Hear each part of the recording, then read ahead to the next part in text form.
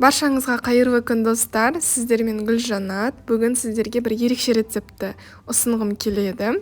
Әртүрлі жемістерден, жаңғақтардан жасалатын сүзбелі десерт өте пайдалы әрі оңай дайындалады. Видеоны қарамас бұрын менің Instagram парақшама тіркелуді ұмытпа. Бізге қажет ингредиенттер сүзбе, қаймақ, бал, желатин және желатинге қосатын су. Жаңғақтардан өзіңіздің қалаған жаңғақты және кептірілген жемістерді қолдана аласыздар. Менде фисташки, грек жаңғағы, кептірілген шие, өрік және де кептірілген қара өрік бар. Ең алдымен желатинге біз 70 грамм суды қосып араластырып қоямыз. Араласқан желатинді 20 минутқа, шамамен 15 минутқа қойып қоюымыз қажет. Желатин өзі ісініп, өзінің бойына суды сіңіреді.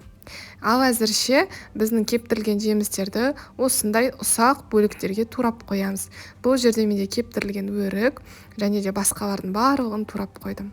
Одан соң сүзбенің үстіне қаймақ саламыз. Менде дүкеннің қаймағы 20% қаймақ.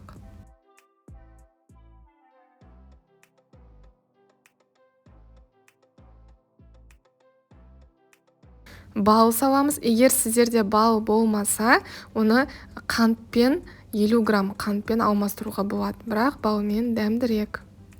Енді осының барлығын блендермен езіп шығамыз.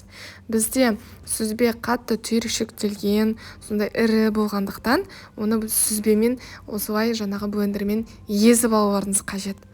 Осындай сұйықтау масса шығады бізде. Мінекей қараңыздар, желатин бізде 15-20 минуттай тұрды. Өзі жаңа ісінген кезде осындай қалыпқа енеді. Оны водяной баняға, яғни су маншасына қойып, ертіп аламыз. Қайнатпайсыздар, жай ғана осылай ыстық судың үстіне қойып, желатинді ертіп аласыздар. Одан соң барып, жаңағы сүзбелі массаның үстіне құясыз және де жақсылап араластырамыз. Тез-тез араластыру керек. Желатинді салған соң, ол өзі кішкене қата бастайды. Және де бірден осы араласқан соң, біздің жаңғақтарды, кесілген, кептірілген жемістерді салып шығамыз және де барлығын жақсылап араластырамыз.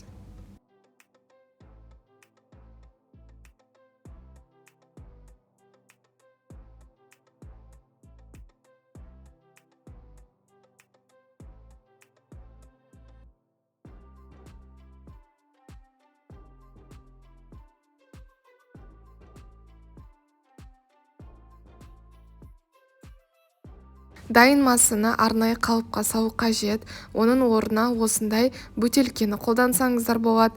Немесе әртүрлі кекстің формаларына да салуға болады, силиконды формаларға да салуға болады. Мен сіздерге ең оңай нұсқасы осындай бөтелкенің басын кесіп, соның ішіне салсаңыздар, ол да әдемі жаңағы рулет секілді болып шығады. Бұл біздің сүзбелі массаны тоңазытқышқа кемінде 2 сағатқа қойып қоямыз. 2 сағаттан соң алып, мінекей осындай өзі қатады, кемінде 2 сағат тұру керек, көп дегенде бір 5-6 сағат тұра берсе болады. Осы мен бөтелкеден босатам. Егер сіздерде силиконды форма болса, одан да ақырындап босатасыз. Мінекей біздің сүзбелі десерт дайын, құрамында қант жоқ, сүзбеден жасалады. Былай қарасан, ПП десерт деп атаса да болады. Өте дәмді, ерекше дайындалады, әдемі көрінеді, тіпті сүзбеден деп айта алмайсыз жасалғандығы. Міндетті түрде жасап көріңіздер. Және де егер видеоны соңына дейін қараған болсаңыздар, міндетті түрде лайк қойып, комментарий жазуды ұмытпаңыздар. Қандай рецепттер болғанын қалайсыздар, міндетті түрде пікірге жазып кетіңіздер. Баршаңызға сәттілік.